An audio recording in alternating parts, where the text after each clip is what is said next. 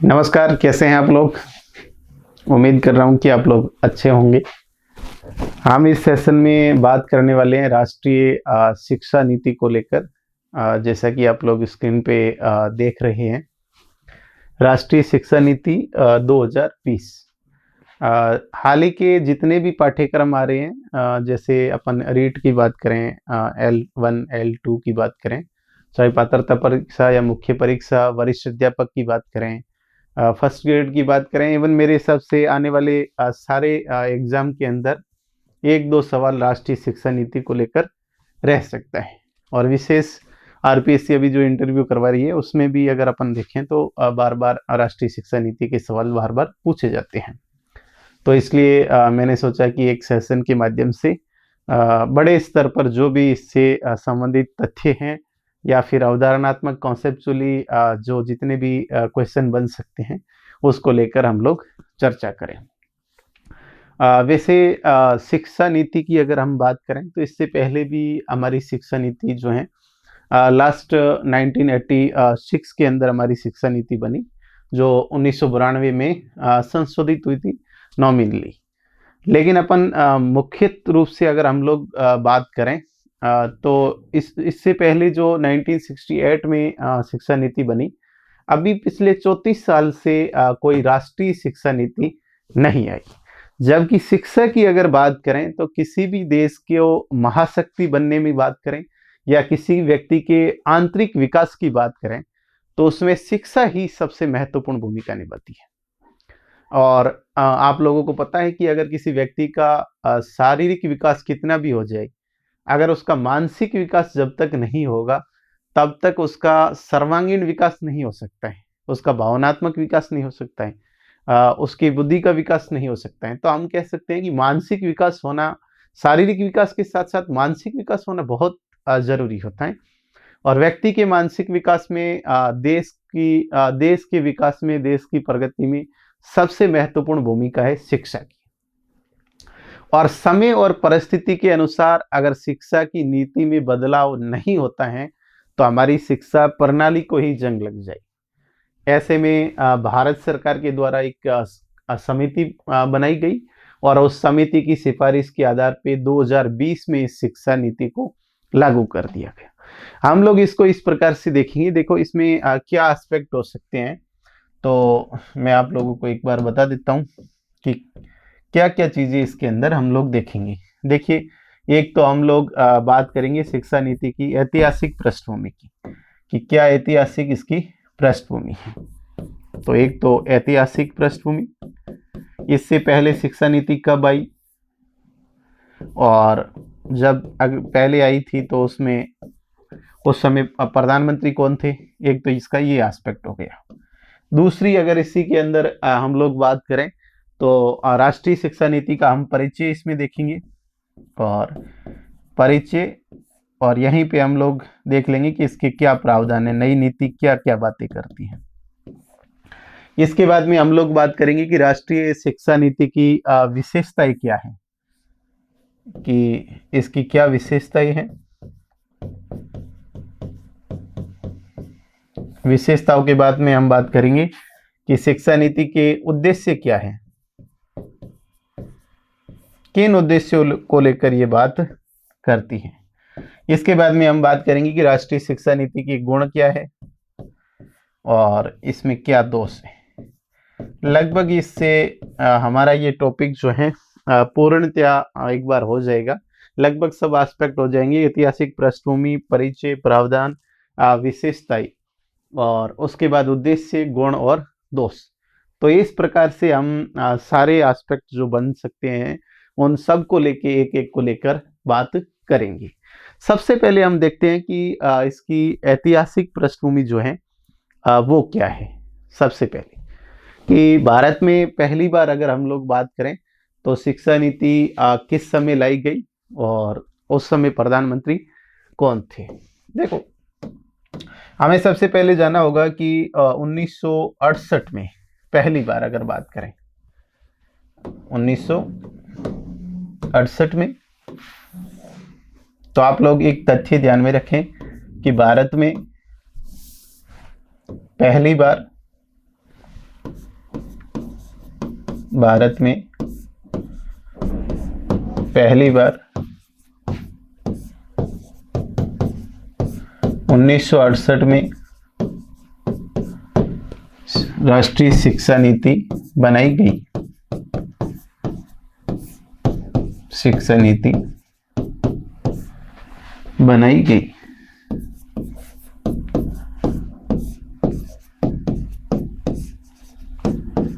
और इस समय अगर हम बात करें कि भारत में प्रधानमंत्री इंदिरा गांधी थी, और अगर हम लोग बात करें कि 1968 में जिस समय लाई गई, उससे पहले एक समिति का गठन किया गया था जिसका नाम था दौलत सिंह कोठारी समिति की सिफारिश पर। आपसे पूछा जा सकता है कि कौन सी समिति थी जिसकी सिफारिश थी। तो आप लोग इसी प्रकार से नोट्स बनाए, जैसे व्यवस्थित रूप से मैं बता रहा हूं वैसे वैसे आप इसी प्रकार से ऐतिहासिक पृष्ठभूमि लिखकर और उसमें इस बात को लिख लें। तो आपसे ये पूछा जा सकता है कि भारत में पहली बार शिक्षा नीति कब आई, तो 1968 में। किस समिति की सिफारिश पर, तो दौलत सिंह कोठारी समिति की सिफारिश पे। ये दूसरी बात हो गई। और इस समय पूछा जा सकता है कि प्रधानमंत्री, तो प्रधानमंत्री इंदिरा गांधी थी, ध्यान रखें इंदिरा गांधी। तो ये कुछ तथ्य यहाँ से बन सकते हैं। इसके बाद में दूसरी बार राष्ट्रीय शिक्षा नीति आती है 1986 में, 1986 में। हालांकि इससे पहले कोई विशेष किसी समिति का गठन नहीं किया गया, और ये बात है राजीव गांधी के समय की। 1986 में राजीव गांधी के समय ही ये दौलत सिंह कोठारी समिति ने विस्तृत रूप से प्रावधान सिफारिशें की थी, जिसे 1968 में पूर्णतः लागू नहीं किया गया था। तो दूसरी शिक्षा नीति देखिए कब बनती है भारत में। दूसरी शिक्षा नीति 1986 में बनाई गई। और 1986 आप इसे याद रख सकते हैं कि ये देखो 6-8 लास्ट में और 8-6 हो गया वापिस। तो ये 1968 1986 में।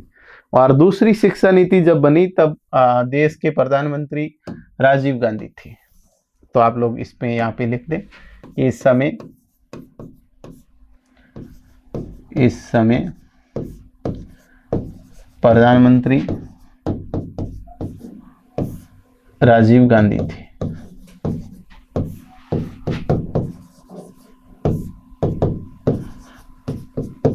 ये बात होगी। इसके बाद में 1992 में इसी शिक्षा नीति में बदलाव किया, कुछ संशोधन किया गया।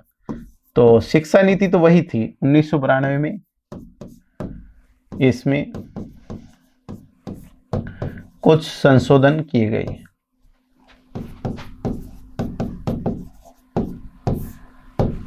ये इसकी ऐतिहासिक पृष्ठभूमि है। इसके बाद में शिक्षा के क्षेत्र में 1986 के बाद में सबसे बड़ा काम ये होता है कि निःशुल्क व अनिवार्य शिक्षा का अधिनियम लाया जाता है। तो इसके बाद याद रखें कि 2009 में निःशुल्क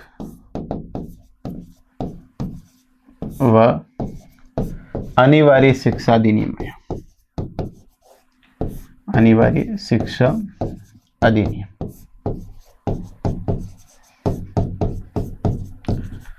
ये बात है 2009 की। ये शिक्षा के क्षेत्र में एक बड़ा काम था। अभी हम अगर बात करें कि यूनाइटेड नेशन में जो SDG हैं, सस्टेनेबल विकास डेवलपमेंट गोल, सतत विकास लक्ष्य, ये 2015 में सभी देशों द्वारा इसको 2030 तक प्राप्त करने का टारगेट रखा है कि 2015 में मैंने कहा स्वीकार किया गया, 30 तक इसको प्राप्त किया जाएगा। और इस सतत विकास लक्ष्य की बात करें तो इसमें कुल अगर हम लोग बात करें तो 17 टारगेट है। कुल लक्ष्य कितने हैं? 17। इन लक्ष्यों का संबंध अलग अलग चीजों से है, जैसे कुछ भूखमरी से बात करते हैं, कुछ शिक्षा से, कोई विकास से है। लेकिन अगर हम देखें कि इसका चौथा नंबर जो लक्ष्य है, फोर्थ, वो समावेशी विकास, क्या शिक्षा की बात करते हैं, समावेशी शिक्षा। तो इस प्रकार से हम लोग देखते हैं कि शिक्षा के क्षेत्र में ऐतिहासिक रूप से पहले देखा जाए तो राष्ट्रीय शिक्षा नीति वर्तमान में जो आई, उससे पहले कई बार बड़े स्तर पर भारत में ये प्रयास किया गया। मुख्यतः दो शिक्षा नीतियों को आप लोग अच्छे से याद रखें, एक 1968 में आई, दूसरी 1986 में आई। इसके बाद में हम लोग बात करते हैं कि अभी जो हमारी नई शिक्षा नीति आई है, उससे संबंधित क्या बातें हो सकती हैं कि 2000 जो है ऐतिहासिक पृष्ठभूमि के बाद में हम लोग बात करेंगे कि राष्ट्रीय शिक्षा नीति जो है इसका क्या परिचय है। तो सबसे पहले हमें इस पर ध्यान देना होगा कि ये राष्ट्रीय शिक्षा नीति जो है इसके लिए एक समिति का गठन किया जाता है, और सबसे पहले आपको ध्यान रखना कि जून 2017 में एक समिति गठित की गई। तो आप लोग ध्यान रखें कि जून 2017 में एक समिति का गठन किया गया,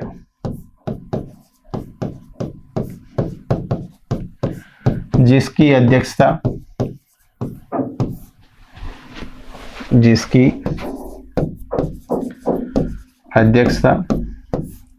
कस्तूरी रंगन द्वारा की गई।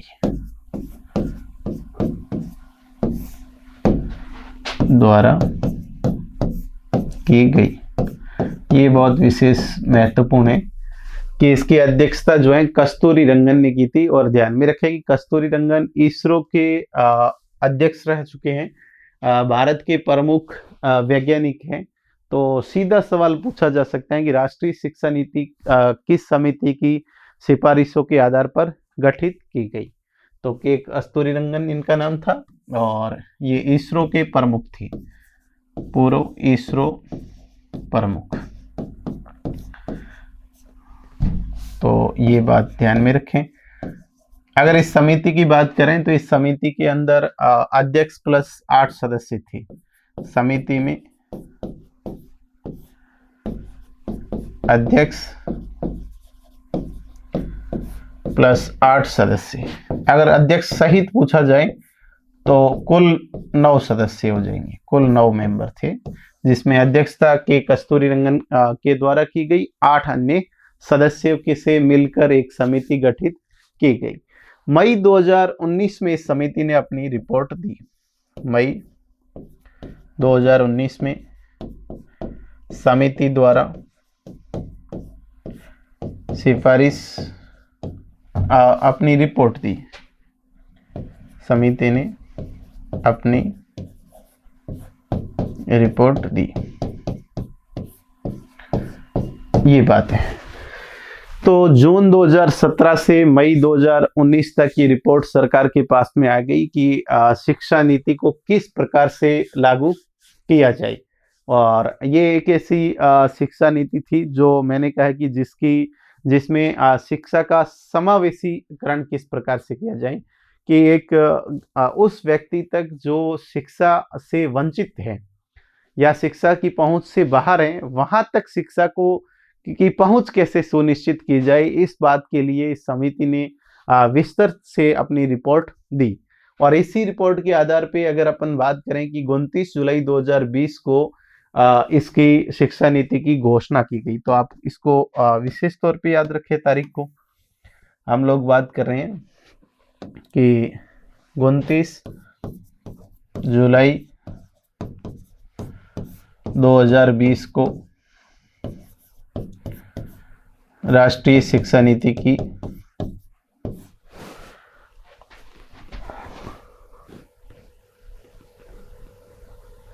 राष्ट्रीय शिक्षा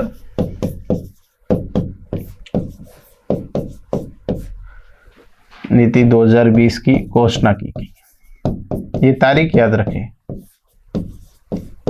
और इसी घोषणा के साथ में एक बात ध्यान में रखें कि इस समय हमारे मानव संसाधन विकास मंत्री जो थे जो बाद में शिक्षा मंत्री नाम कर दिया इनका, रमेश पोखरियाल निशंक। ये सवाल पूछा जा सकता है कि जिस समय शिक्षा नीति की घोषणा की गई, शिक्षा नीति लागू होने की बात की, उस समय शिक्षा मंत्री कौन थे? नाम याद रखना, रमेश पोखरियाल निशंक। अभी धर्मेंद्र प्रधान के पास में है और उस समय रमेश पोखरियाल निशंक के पास में चार्ज था इसका। एक बात ध्यान में रखें कि मानव संसाधन जो विकास मंत्रालय था उसका नाम बदल दिया गया और शिक्षा मंत्रालय कर दिया गया। तो इसी के साथ में क्या चेंजिंग हुई, एक बात आप लोग ध्यान में रखें। इसमें किया गया कि मानव संसाधन विकास मंत्रालय जो है, मानव संसाधन विकास मंत्रालय,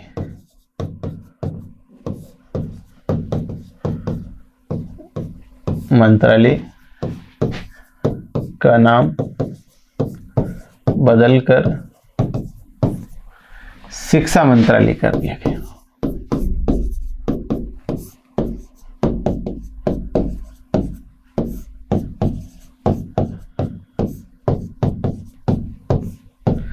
तो इसी के साथ में ये मंत्रालय जो है इसका नाम इस प्रकार से बदल दिया गया और भारत में राष्ट्रीय शिक्षा नीति को लागू किया गया। एक ये चीज यहाँ पे हम देखते हैं कि राष्ट्रीय जो शिक्षा नीति है ये प्रमुख रूप से 5 चीजों को लेकर बात करती है। राष्ट्रीय शिक्षा नीति के 5 मुख्य जो बिंदु हैं,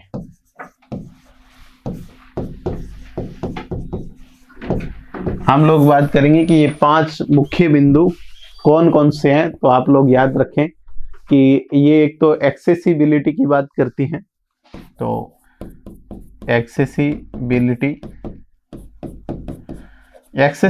का मतलब होता है कि पहुंच। इसका प्रमुख उद्देश्य इस प्रकार से है कि शिक्षा की पहुंच प्रत्येक व्यक्ति तक सुनिश्चित करना। दूसरी बात है कि ये अफोर्डेबल है, एफोर्डेबिलिटी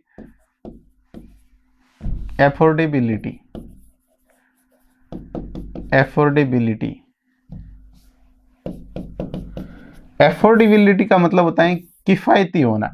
क्या होना? अब कई बार क्या होता है कि शिक्षा महंगी होने के कारण कई लोगों की पहुंच शिक्षा तक सुनिश्चित नहीं हो पाती है, ऐसा भी होता है।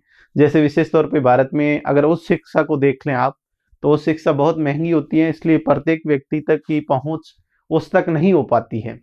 तो कोशिश की गई है कि नई शिक्षा नीति के माध्यम से शिक्षा को किफायती बनाया जाए। किफायता की मतलब सस्ती बनाकर हम उसको पहुंच कर सकें। अगला एक पॉइंट इसमें जो मुख्य आता है वो इक्वलिटी। इक्वलिटी का मतलब होता है कि समानता, शिक्षा में समानता हो। और इसके बाद में एक शब्द है क्वालिटी। क्वालिटी का मतलब होता है शिक्षा में गुणवत्ता को बढ़ाया जाए। हम देखते हैं कि शिक्षा में मुख्य हमारी शिक्षा में कमी है कि क्वालिटी बेस्ड नहीं है, तो इस क्वालिटी को बढ़ाया जाए। एक और जो तत्व है वो है ट्रांसपेरेंसी, इसमें पारदर्शिता को बढ़ाना। तो इस प्रकार से हम लोग बात कर रहे हैं कि उत्तरदायित्व को बढ़ाना, पारदर्शिता को बढ़ाना, ट्रांसपेरेंसी लाना। 5 तत्व है, एक्सेसिबिलिटी, अफोर्डेबिलिटी और क्वालिटी, इक्वलिटी और ट्रांसपेरेंसी। कितने हो गए? मुख्य रूप से ये अब हम लोग जब भी बात करेंगे इसके उद्देश्य वगैरह की, तो ये 5 चीजों को लेकर बात करती हैं कि शिक्षा की पहुंच उसे किफायती बनाए, समानता लाए, शिक्षा में गुणवत्ता लाए, उत्तरदायित्व लाए। ये 5 मुख्य रूप से तत्वों के इर्द गिर्द ही सारा काम करती है। तो इस प्रकार से हम लोग बात कर रहे थे कि शिक्षा नीति का परिचय किस प्रकार से है। अब हम लोग बात करते हैं कि मुख्य प्रावधान जो शिक्षा नीति में है वो क्या है। हम मुख्य रूप से प्रावधानों को लेकर बात करते हैं कि इसमें बेसिकली जो विशेष प्रावधान है वो किस प्रकार के रखे गए हैं। तो हम लोग प्रावधान की जब भी बात करेंगे इसको 2 भागों में विभाजित करेंगे। एक तो स्कूली शिक्षा को लेकर बात करेंगे और दूसरी हम लोग बात करेंगे कि उच्च शिक्षा को लेकर ये क्या बात करता है। स्कूली शिक्षा का मतलब है कि 12वीं तक का अध्ययन जो स्कूल के माध्यम से किया जाता है, उस शिक्षा का मतलब होता है कि जब आप स्कूल से निकलकर कॉलेज जाते हैं तो उच्च शिक्षा आरंभ हो जाती है। तो आप लोगों को सबसे पहले तो ये समझना चाहिए कि हमारी अभी वर्तमान की जो शिक्षा नीति है वो किस प्रकार की है। वर्तमान को थोड़ा समझोगे तो वो आसानी से समझ में आएगा कि वर्तमान में हमारी शिक्षा नीति इस प्रकार से है। आप लोग देखिए कि 10+2 की बात करता है। 10+2 का मतलब होता है 12वीं क्लास तक कोई विद्यार्थी वर्तमान में 6 वर्ष की आयु जब उसकी होगी तो विद्यालय में नामांकित एनरोल्ड हो सकता है। 6 वर्ष से पहले उसका नाम नहीं लिखा जाएगा। 6 वर्ष से पहले वो आंगनवाड़ी के माध्यम से पढ़कर आएगा, जिसके लिए वर्तमान में व्यवस्थित रूप से जिसके उपबंध है नहीं। तो 6 साल से लेकर आप समझिए कि 10 पहले तो 10वीं पास करेगा, तो 6 + 10 16 साल की उम्र में 10वीं पास करेगा, +2 मतलब बराबर 18 वर्ष की आयु में वो 12th पास करके फिर आ जाता है उच्च शिक्षा में। तो ये एक बात हो गई कि स्कूली शिक्षा का वर्तमान पैटर्न जो इस प्रकार का है कि एक बच्चा 6 वर्ष की उम्र में स्कूल गया, उसने 16 वर्ष की उम्र में 10 की और 18 साल की उम्र में 12th पास की। ये फॉर्मेट चल रहा है। अब हम इस फॉर्मेट को बिल्कुल भिन्न तरीके से बदल रहे हैं और हमने जो अभी फॉर्मेट अपनाया है उसमें ऐसे है कि 5 साल प्लस 3 साल प्लस 3 साल प्लस 4 साल का। हम लोग समझते हैं कि ये फॉर्मेट कैसे हैं। देखिए, सबसे पहले हम बात करेंगे कि अब तक जो है 6 वर्ष को हमने माना था वर्तमान में कि 6 वर्ष का 6 ईयर का जब बालक होगा तो वो स्कूल जाएगा। लेकिन कई मनोवैज्ञानिक इस प्रकार की बात करते हैं कि किसी बच्चे का दिमाग का 85% विकास जो होता है वो 6 वर्ष तक होता है, कि 6 वर्ष तक एक बच्चे का 85% दिमाग खुल जाता है। और हम कहते हैं कि हम 6 साल की उम्र में तो बच्चे को विद्यालय में भेजेंगे। तब तक बच्चा क्या करेगा? इंस्टाग्राम पे रीलें देखता रहेगा, वीडियो देखता रहेगा, कोई गेम खेलता रहेगा मोबाइल से। तो 85% खुलने की उम्र में 10% और बंद हो जाता है। ऐसी स्थिति में ये बदलाव करना बहुत वैसे प्रासंगिक है कि 6 वर्ष तक बच्चे को कम से कम इतना एंगेज रखा जाए कि वो कम से कम मोबाइल देखे और कम से कम मैंने कहा कि गेम, ऑनलाइन गेम खेले, बाकी सारी चीजें करें। तो अब जिस समय दिमाग खुलने की अवस्था होती है उस समय बच्चे को रीलों में डाल देते हैं, तो विकास जो होना था वो भी विकास नहीं हो पाता है। अब ये नई शिक्षा नीति ये प्रावधान करती है 5 + 3 + 3 + 4। देखिए कैसे होता है कि जैसे 3 वर्ष का जब बच्चा होगा, 3 ईयर का, 3 ईयर तक बच्चे को कहीं भेजने की आवश्यकता नहीं है। 3 साल के बाद में ये 5 साल का जो आएगा टेनर, 5 साल मतलब पढ़ाई करेगा। 5 साल में देखो 3 साल तो वो करेगा प्री प्राइमरी पढ़ाई। कैसी करेगा? Pre primary. और इसके बाद में 2 साल इन 5 सालों में first class and second class, पहली और दूसरी। तो कितने साल का हो गया? 5 साल का। और ये 3 साल का बच्चा गया था 3 + 5, अब ये यहाँ पे आ गया है 8 साल का बच्चा हो गया। ये आयु है, ध्यान में रखना इस तरफ। और इस तरफ अपन क्लास की बात करें तो इसके बाद में ये बच्चा 3 वर्ष तक फिर पढ़ेगा। ये 2 वर्ष पढ़ा, ये 3 वर्ष पढ़ा, ये टोटल 5 एक माना गया है। मैं पहले साधारण से समझाता हूं आपको, फिर रेखा चित्र पे बनाएंगे।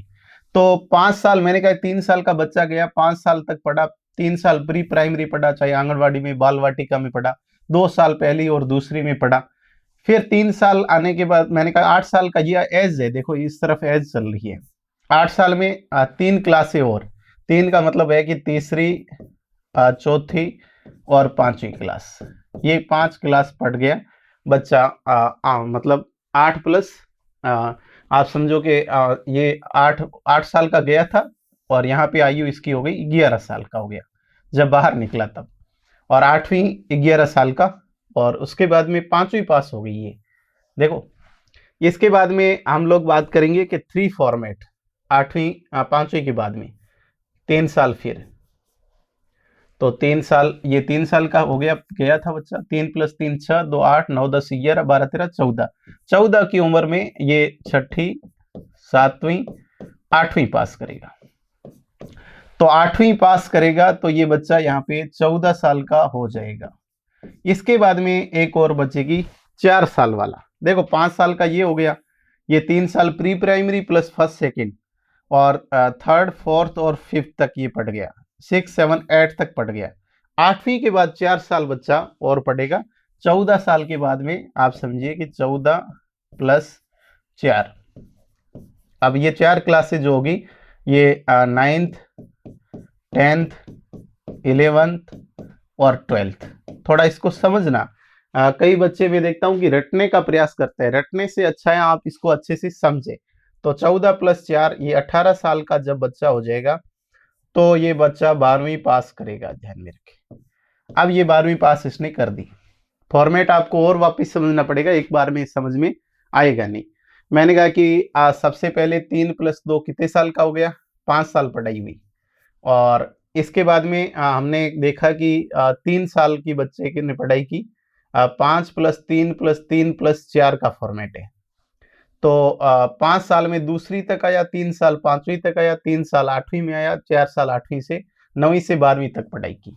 आप लोग इसी एक चार्ट के अंदर हम लोग देख सकते हैं, ये जैसे देखो कि सबसे पहले हम यहाँ से शुरू करेंगे नीचे से इसको, कि 3 साल का जब बच्चा होगा तब वो प्री स्कूल में जाएगा, आंगनवाड़ी में जाएगा या बाल वाटिका में जाएगा। ये नाम भिन्न है, आप ध्यान में रखें। बाल वाटिका कह सकते हैं, उसको आंगनवाड़ी कह सकते हैं और उसको प्री स्कूल कह सकते हैं। और 3 से लेकर 6 वर्ष तक, यानी 3 वर्ष ये यहाँ पे बच्चा पढ़ेगा। इसमें हम लोग वर्तमान में जिसको नर्सरी LKG UKG कहते हैं, उन्हीं क्लासों में ये बच्चा रहेगा। उसके बाद में 2 साल बच्चा फर्स्ट क्लास और सेकेंड क्लास में रहेगा। आप देखो ये 3 साल का गया, 3 से 6 हो गया, 2 साल 6 से 8 साल, 8 साल का बच्चा दूसरी पास करेगा, समझ में आई। उसके बाद में हमने 8 से 11 साल तक ये 3 साल वापिस जो काम करेगा, ये तीसरी से 5वीं, फिर 11 साल से 14 साल तक, 6ठी से 8वीं तक पढ़ेगा, वो ईयर ऑफ स्कूलिंग 3 साल। तो उसके बाद 9वीं से 12वीं 4 साल और 14 से लेकर 18 वर्ष तक। तो इस प्रकार से हम लोग देख रहे हैं। अब सबसे पहले जो 5 साल की पढ़ाई है उसको आप अच्छे से समझे कि 5 साल की पढ़ाई में 2 क्लासें तो फर्स्ट सेकंड है, 3 क्लास पहली से पहले है, प्री प्राइमरी है। और ये इसको कहते हैं फाउंडेशन। क्या कहते हैं? फाउंडेशन। तो ये भी आपसे पूछा जा सकता है कि तीसरी से 3 साल से 6 साल की अवस्था तक जो शिक्षा प्राप्त करेगा या पहली से दूसरी, इन दोनों को फाउंडेशन ही कहते हैं। ये फाउंडेशन बच्चे का तैयार हो रहा है यहाँ पे। जैसे अपन कोई बिल्डिंग में देखते हैं कि सबसे पहले तो फाउंडेशन करते हैं, तो बच्चे की भी नींव वही है। जहां बच्चे की नींव तैयार करनी चाहिए, उस समय अगर नींव अच्छे से तैयार नहीं हो पाती है तो हमेशा से आगे यही होता है कि उस बच्चे का एजुकेशन बैकग्राउंड हमेशा कमजोर हो जाता है। तो यहाँ पे विशेष ध्यान देने वाली आवश्यकता है जो इस राष्ट्रीय शिक्षा नीति में दी जा रही है। उसके बाद प्रिपरेटरी आ जाती है, प्रिप अपन जिसको कहते हैं।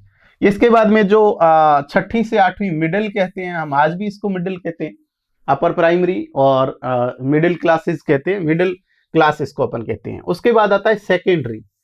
हालांकि अभी वर्गीकरण जो अलग अलग था, एक सीनियर सेकेंडरी और एक सीनियर सेकेंडरी, और इसी का नाम एक ही दे दिया सेकेंडरी।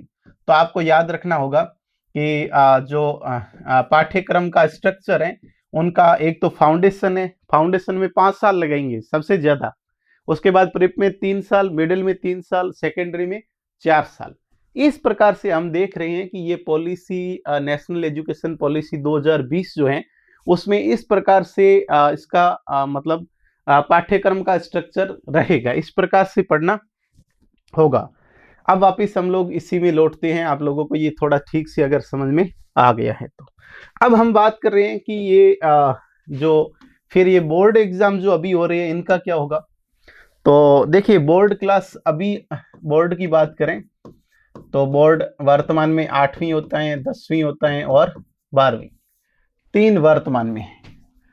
और इसमें वर्तमान में स्ट्रक्चर में आप लोगों ने को अच्छे से पता होगा कि 10th के बाद में बच्चे को एक विषय लेना होता है। जैसे कला वर्ग में कोई चला गया, कोई वाणिज्य में चला गया और कोई विज्ञान में चला गया, जो भी विषय वो लेगा उस विषय में चला जाएगा।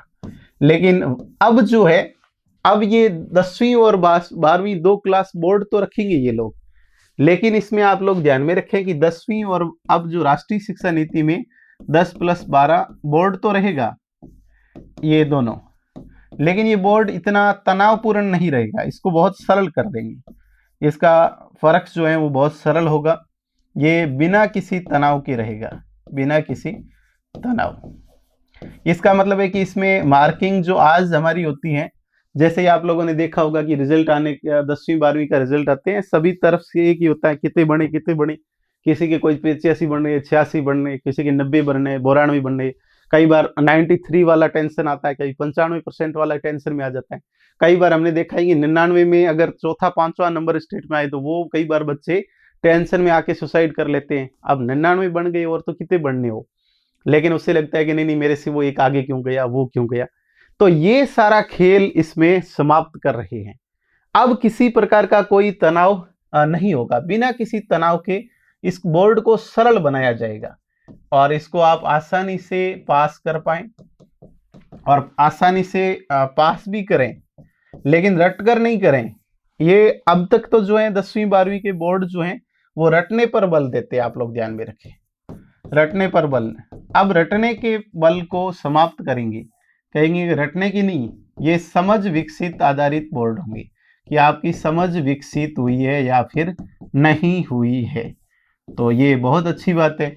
आजकल माता पिता क्या है कि परसेंटेज के चक्कर में बच्चे को पहले से ही दबा देते हैं, बस आंकड़ों के खेल पर कि आंकड़े अच्छे होने चाहिए।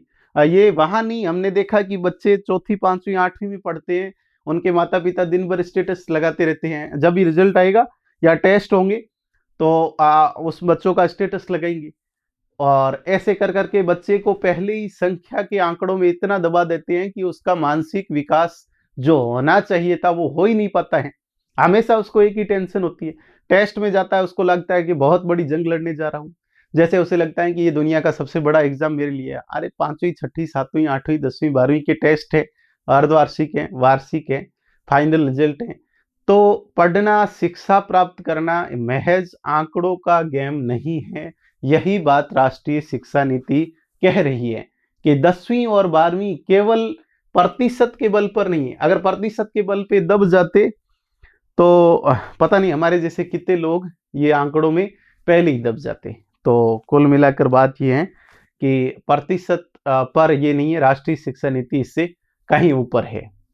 तो हम लोग बात कर रहे हैं, एक तो बोर्ड को बिना किसी तनाव के बहुत लचीला रखा जाएगा इसमें।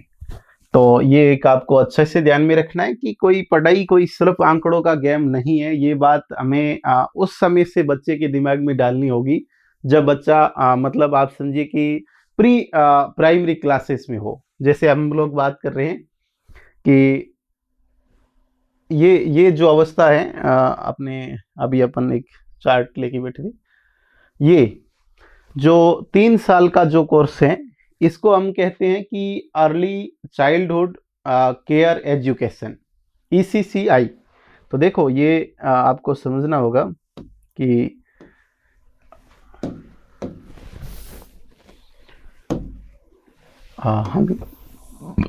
हम लोग बात कर रहे हैं, ये देखो ये शब्द बहुत ज़्यादा प्रचलित इस शिक्षा नीति में है और इसको समझना भी चाहिए कि ये बात करता है अर्ली चाइल्ड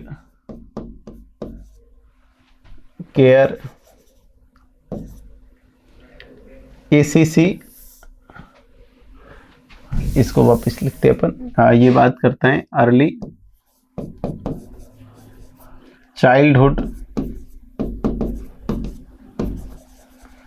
प्रारंभिक बाल्यावस्था के अंदर केयर एजुकेशन, केयर एजुकेशन। तो प्रारंभिक बाल्यावस्था में जो शिक्षा और देखभाल, प्रारंभिक बाल्यावस्था, देखभाल व शिक्षा,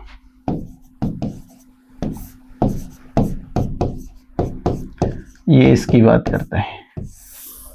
और अगर हम लोग बात करें कि ये CCI का फॉर्मेट यही है कि जब बच्चा 3 वर्ष से 6 वर्ष का हो तब तक इसका केयर टेक इस प्रकार से किया जाए कि बच्चे का उस समय भी अच्छे से विकास हो जाए, क्योंकि ये वो अवस्था है जहां कई मनोवैज्ञानिक मानते हैं कि बच्चे का 85% दिमाग इस अवस्था में खुल जाता है। और 6 वर्ष तक बच्चे पे मैंने कहा कि अमूमन बहुत माता पिता कम ध्यान देते हैं कि अभी बच्चा है ऐसे करके। तो इस अवस्था के अंदर अगर बाल वाटिका में बच्चे को भेजा जाएगा या बाल वाटिका विद्यालय के अंदर आरंभ करेंगे, आंगनवाड़ी का समायोजन कर देंगे, जैसे पास में आंगनवाड़ी है उसका समायोजन विद्यालय में हो जाएगा, या हम कह सकते हैं कि इसको प्री प्राइमरी स्कूल माना जाएगा। ये तो हो गई इसकी बात। यहाँ पे मैंने कहा कि अब यहाँ पे बच्चे का कोई पाठ्यक्रम तैयार नहीं होगा, बच्चे को गेम के माध्यम से कोई पजल देकर या कोई सामान्य से जो संगीत की शिक्षा दी जाए, तो खेल कूद के माध्यम से, पजल के माध्यम से, संगीत के माध्यम से, चित्रों के माध्यम से, इसके माध्यम से इस बच्चे का ज्यादा से ज्यादा मानसिक विकास किया जाएगा। शारीरिक और मानसिक विकास ये फाउंडेशन है बच्चे का, और फाउंडेशन में मैंने कहा कि विशेष तौर पे इस बात का ध्यान में रखा जाएगा। इस चाइल्ड हुड के बाद निकलने के बाद में बच्चा 1ली से 5वीं तक जो पढ़ेगा, इस बात को आप विशेष ध्यान में रखें कि इसके बाद में कक्षा 1ली से 5वीं बच्चा मातृभाषा में पढ़ेगा। 1ली से लेकर 5वीं तक का ये मातृभाषा में पढ़ेगा, क्योंकि मातृभाषा में बच्चा अच्छे से चीजों को समझ पाता है, तो कहीं कोई भाषा थोपने की आवश्यकता नहीं होगी। हालांकि ये क्लास जो है 8वीं तक भी ले जा सकते हैं मातृभाषा में, हालांकि कोई बाध्यता नहीं है। एक बात विशेष ध्यान रखें, ये कोई बाध्यता मैंने कहा नहीं है।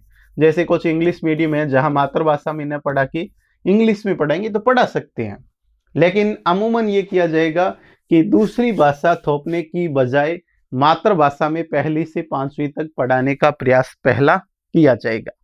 तो आप लोग ध्यान में रखेंगे CCI early childhood care education में विशेष तौर पे जो है, अब इसके अंदर आंगनवाड़ी के अंदर जो भी आंगनवाड़ी कार्यकर्ता हैं उन्हीं को प्रशिक्षण दिया जाएगा।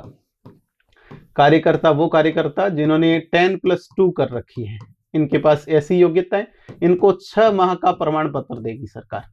वो प्रमाण पत्र हासिल करना होगा, कुछ प्रशिक्षण होगी, उस प्रशिक्षण के माध्यम से कि बच्चों का विकास किस प्रकार से 6 वर्ष तक के बच्चों का विकास किया जाए। तो आपको अच्छे से ध्यान में होना चाहिए कि हमने कहा कि अर्ली चाइल्डहुड केयर एजुकेशन के बाद में 1ली से 5वीं तक बच्चा मातृभाषा में कुछ पढ़ लिख सकता है। उसके बाद में हमारा वही जो फॉर्मेट 5, 3, 3 और 4 का रहेगा। तो आप लोगों को कुछ समझ में आ गया होगा कि हमारा ये सिस्टम रहेगा, जैसे हमने बात की अभी कि ये जो है ये वाला, तो 5 ये दोनों को साथ में रखेंगे, फाउंडेशन, प्रिपरेटरी, मिडिल और सेकेंडरी। तो ये हो गया सबसे पहले 5 वर्ष, इधर से 5 के बाद में 3, 3 के बाद में 3 और फिर 3 के बाद में 4। इस प्रकार से हमने बच्चे को पढ़ाया।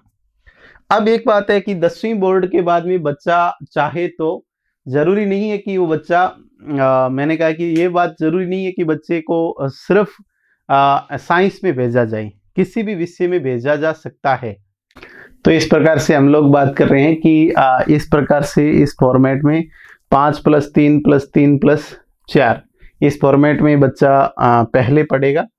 तो early childhood care education ECCI प्रारंभिक बाल्यावस्था देखभाल व शिक्षा। इसके बाद में हमने बात की कि 10वीं और 12वीं का बोर्ड होगा, लेकिन इस बोर्ड में को इस प्रकार से सरल बनाया जाएगा, आसानी से कोई बच्चा इसको पास कर सकता है, किसी प्रकार की इसमें कोई इश्यू नहीं है। तो 10वीं के बाद में बच्चा अभी तक तो ये था कि कला, वाणिज्य या विज्ञान एक लेगा, लेकिन अब कोई बाध्यता नहीं होगी, ये बहुविषयक हो सकता है। क्या हो सकता है? बहुविषयक। बच्चा इस प्रकार से कोई विद्यार्थी एक से विज्ञान का ले सकता है, कला का ले सकता है, एक वाणिज्य का ले सकता है। तो बहुविषयक अध्ययन होगा, कोई भी विद्यार्थी चाहे उस विषय को ले सकता है। तो हम लोगों ने बात की कि किस प्रकार से बच्चा 1ली से 5वीं मातृभाषा में पढ़ेगा, वो 8वीं तक भी मातृभाषा में पढ़ सकता है, और 5+3+3+4 का फॉर्मेट स्कूली शिक्षा में रहने वाला है। हम लोग बात करते हैं कि उच्च शिक्षा में क्या रहेगा इसका। हम लोग बात करते हैं उच्च शिक्षा को लेकर।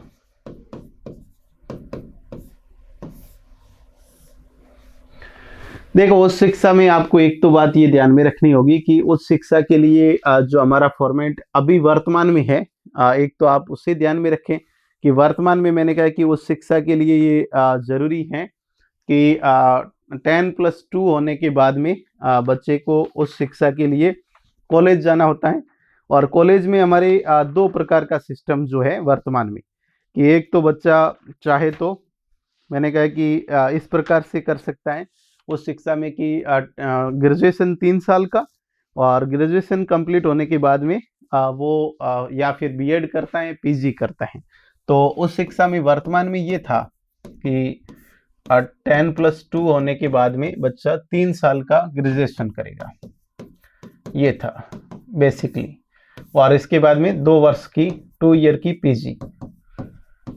अब अगर वर्तमान में ऐसा था कि 3 साल की ग्रेजुएशन में अगर आप फर्स्ट ईयर करके ये छोड़ के आप दूसरे डिप्लोमे में चले जाते हैं, तो आपको ये 1 साल की ग्रेजुएशन आपकी खत्म हो जाएगी, इसकी कोई मान्यता नहीं होती है। ऐसा कई बच्चों के साथ में होता है कि हमें जैसे ही मैंने कहा कि बीए फर्स्ट ईयर किया, इधर बीएसटीसी में हो गया माना कि किसी का, तो बीएसटीसी करने गया, फर्स्ट ईयर का साल ऐसे ही गया, और सेकेंड ईयर किया तो सेकेंड ईयर भी गया, क्योंकि सीक्वेंस में उसने फाइनल ईयर नहीं की। कई बार एमए प्रवेश करके छोड़ देते हैं तो बच्चे वहीं पे भी कई बार हो जाता है कि 1 साल खराब हो जाता है।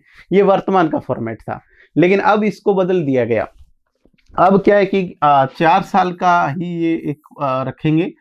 वैसे तो क्या करेंगे कि 4 ईयर इंटीग्रेटेड कोर्स जो है वही चलेगा, इंटीग्रेटेड कोर्स। लेकिन इसमें अगर 1 साल की आप छोड़ते हैं तो कोई बात नहीं, ये आपकी 1 साल करके आपने अगर पढ़ाई उसमें छोड़ दी तो मान्य रहेगी। इसको 4 भागों में विभाजित किया है। जैसे ये 4 साल में अगर आप 1 वर्ष की पढ़ाई करते हैं तो आपको सर्टिफिकेट मिलेगा कि आपने 1 साल की पढ़ाई की है। ये अलग अलग रूप से अलग अलग मान्य होगा। जैसे आप 2 साल की पढ़ाई करेंगे किसी में तो आपको डिप्लोमा प्राप्त होगा। यही आप 2 वर्ष पढ़ते हैं तो इसको कहते हैं कि डिप्लोमा किया। और यही आप 3 साल तक अगर पढ़ेंगे तो आपको डिग्री प्राप्त होगी। 3 वर्ष पढ़ते हैं तो डिग्री। और यही आप 4 वर्ष पढ़ते हैं तो आपको शोध के साथ डिग्री प्राप्त होगी, शोध प्लस डिग्री। ये देख लो आप। अगर आप ऐसे हो सकता है कि कोई विद्यार्थी एक जगह से विश्वविद्यालय में पढ़ करता है 1 साल, फिर वो दूसरे विश्वविद्यालय में जाता है, तो अभी ऐसा है कि दूसरे विश्वविद्यालय में वो डिग्री नहीं कर सकता है, लेकिन इसके बाद में आप दूसरी जगह से भी डिग्री कर सकते हैं। जैसे अपन उसको कहते हैं कि academic bank of credit, academic bank of credit होगा, academic bank of credit.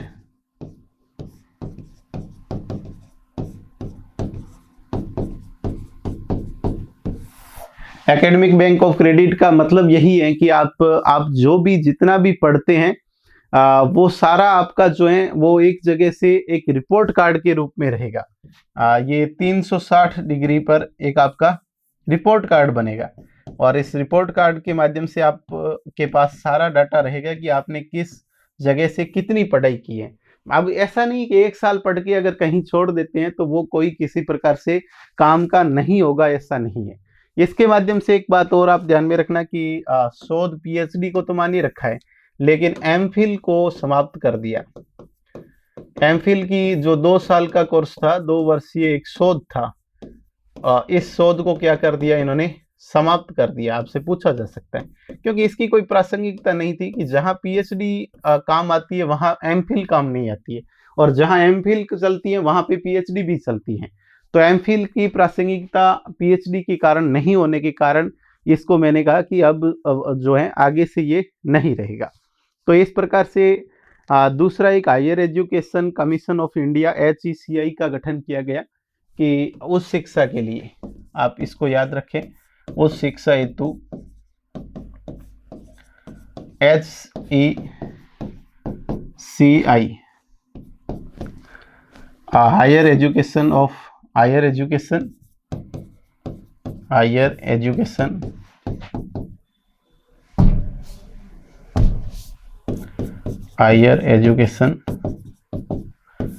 Commission of India.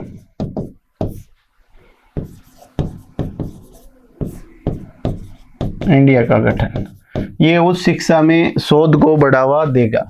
इसका मुख्य उद्देश्य है उच्च शिक्षा में शोध को बढ़ावा देना, शोध को बढ़ावा देना। तो आप लोग ध्यान में रखें कि ये कमीशन है जिसका गठन किया गया। ये सारी शिक्षा नीति के लिए जो पाठ्यक्रम तैयार किया जाएगा वो पाठ्यक्रम, ये राष्ट्रीय स्तर का जो पाठ्यक्रम तैयार करेंगी NCERT.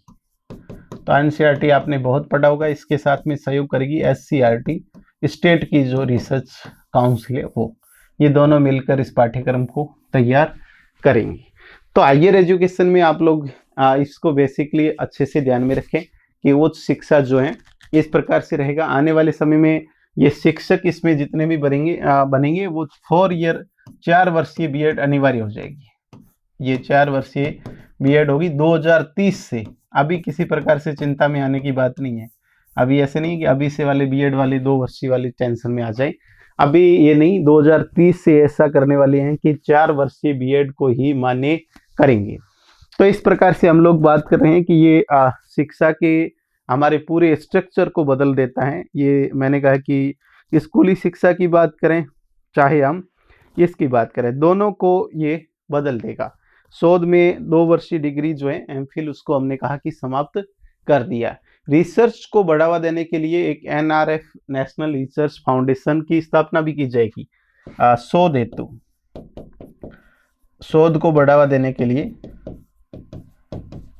NRF national research foundation, ये याद रखें कि नेशनल रिसर्च फाउंडेशन।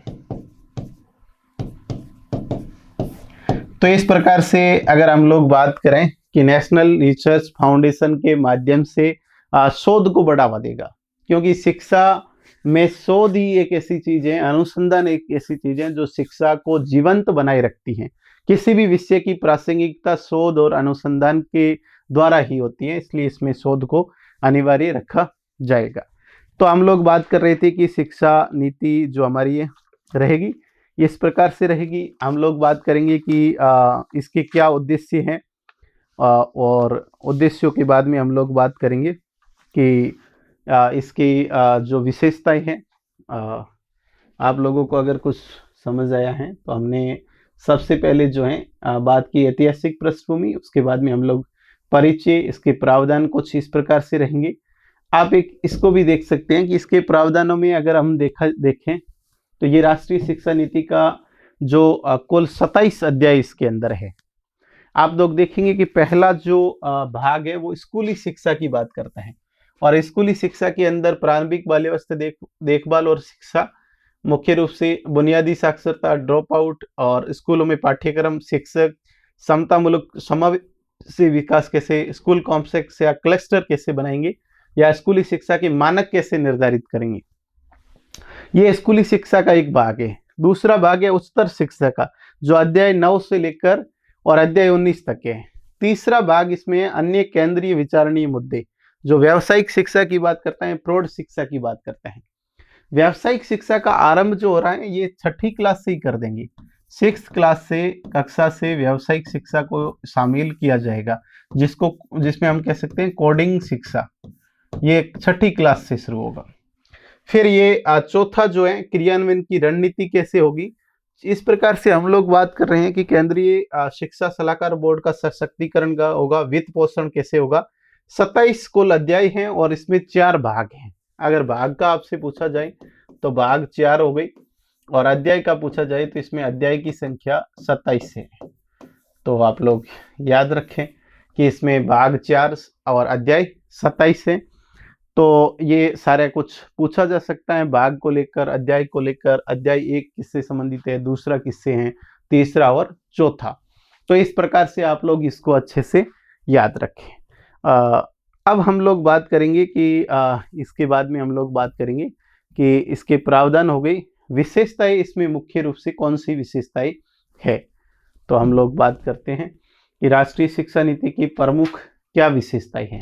तो हम लोग सबसे पहले बात करते हैं कि विशेषताओं के अंदर कि ये शिक्षा की जो पद्धति है ये दो भागों में विभाजित हैं। एक तो स्कूली शिक्षा, और स्कूली शिक्षा अब तक आपको समझ में आ गई होगी कि 3 साल का बच्चा जो है वो विद्यालय की ओर घर से निकलेगा 3 वर्ष की उम्र में, और इसके बाद में ये बच्चा सबसे पहले 5 वर्ष तक, उसके बाद 4 वर्ष, उसके बाद में 3 वर्ष, उसके बाद 3 वर्ष और उसके बाद 4 वर्ष, इस फॉर्मेट से पढ़ेगा। और प्री प्राइमरी अगर अपन बात करें तो ये इसको 2 भागों में 5 को बांटा गया है। एक प्री प्राइमरी 3 साल और ये 2 साल। इसके बाद में ये तीसरी से 5वीं, ये 6ठी 7वीं 8वीं 9वीं 10वीं 11वीं 12वीं। तो 3 साल का बच्चा जो है वो विद्यालय में जाता है। 5 साल तक ये पढ़ता है 11 और 3 14 और 4 18। तो हम लोग बात कर रहे हैं कि 18 साल की उम्र में ये बच्चा 12वीं पास करेगा। इसमें हमने बात की कि 5वीं तक का अध्ययन जो है वो मातृभाषा में होता है। 5वीं तक का अध्ययन कैसे किया जाएगा? मातृभाषा में, अध्ययन मातृभाषा में। और इसके बाद में बच्चे को हिंदी पढ़ाई जाएगी, और हिंदी के साथ में एक विदेशी भाषा, इंग्लिश की अनिवार्यता इसमें समाप्त कर देंगे, हिंदी प्लस विदेशी भाषा। तो हम कह सकते हैं कि ये त्रिस्तरीय या त्रिभाषा का सूत्र हो गया। त्रिभाषा के आधार पे पढ़ाया जाएगा। सबसे पहले मातृभाषा, फिर हिंदी, उसके बाद में विदेशी भाषा या फिर दूसरी कोई भाषा जो भी हो। अंग्रेजी भी उसमें हो सकती है, लेकिन अंग्रेजी की बाध्यता नहीं होगी। वहीं उस शिक्षा की हमने बात की कि उस शिक्षा जो है उसको बहुविषयक बनाया। इसमें कैसा बनाया कि बहुविषयक है। एक विषय लेना अब अनिवार्य नहीं है कि एक ही वर्ग में रहेगा, नहीं, बहुविषयक हो सकता है, बहुप्रवेश हो सकता है और बहु निर्गम हो सकता है। मतलब एक विश्वविद्यालय से दूसरे विश्वविद्यालय जा सकता है, एक डिग्री से दूसरी डिग्री कर सकता है, किसी प्रकार की कोई रोक टोक नहीं होगी। बहुप्रवेश कहीं एक साथ 2-3 डिग्री भी कर सकता है, बहु निर्गम भी हो सकता है, तो एक जगह से दूसरी जगह आसानी से जा सकता है। ये इसकी प्रमुख विशेषता है। तो दूसरा हमने इसमें बात की कि 10वीं और 12वीं के बोर्ड को बहुत आसान बनाया जाएगा। ये 10वीं 12वीं के बोर्ड में कोई मेरिट का ऐसा सिस्टम नहीं होगा। इसको बहुत आसान और समझ आधारित बनाएंगे कि रटने की आपकी क्षमता हो चाहे नहीं हो, आपकी समझ विकसित करने के लिए राष्ट्रीय शिक्षा नीति महत्वपूर्ण भूमिका निभाएगी। इसके बाद में हम बात करते हैं इसकी विशेषताओं में कि ये डिजिटल शिक्षा को बहुत महत्व देगा। अभी वर्तमान में तो ऐसी स्थिति नहीं है, लेकिन आने वाले समय में ये डिजिटल शिक्षा होगी। हम कह सकते हैं कि पाठ्यक्रम भी ई पाठ्यक्रम बनाएंगे। कैसा पाठ्यक्रम? ई पाठ्यक्रम।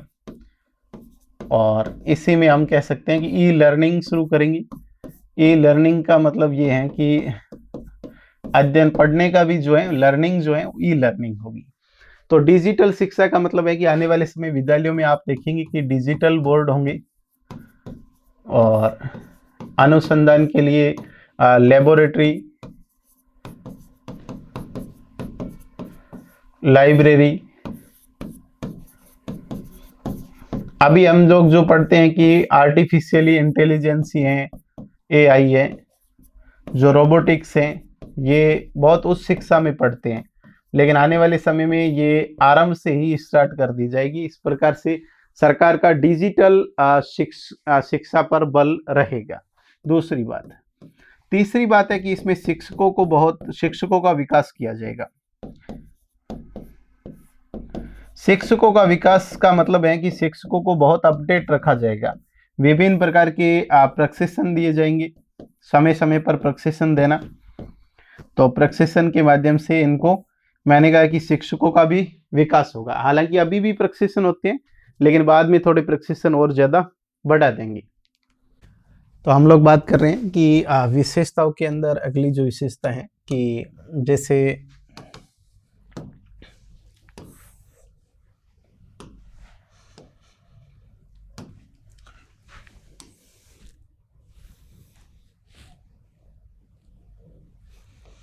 देखो, इसमें एक सर्वांगीण विकास को ले सकते हैं।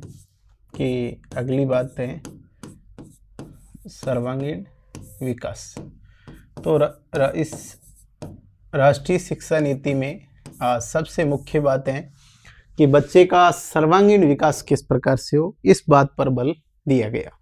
तो खेल के साथ में जैसे अपन बात करते हैं कि खेल प्लस शिक्षा दोनों मिलकर किसी भी विद्यार्थी का सर्वांगीण विकास करते हैं। खेल के माध्यम से शारीरिक विकास और शिक्षा के माध्यम से मानसिक विकास, और दोनों का विकास जब हो जाए तो हम इसको कहते हैं सर्वांगीण विकास। तो इस शिक्षा नीति का मुख्य जो उद्देश्य है वो है सर्वांगीण विकास, कि बालक का सर्वांगीण विकास किस प्रकार से किया जाए।